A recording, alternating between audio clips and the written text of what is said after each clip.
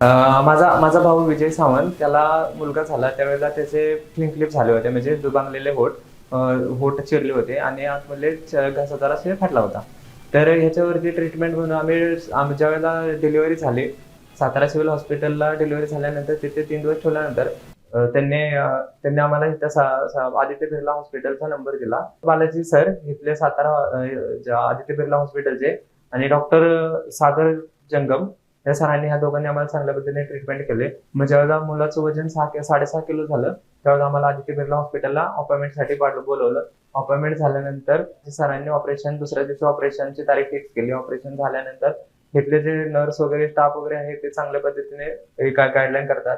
मुलाला म्हणजे बाळाला जे काही लागणाऱ्या वस्तू आहेत त्या सर्व कॉलवरती इथे पाठवले जातात आणि इथे चांगल्या पद्धतीने ट्रीटमेंट होते आणि क्लिप झालेल्या मुलांची चांगल्या पद्धतीने ऑपरेशन केले जाते.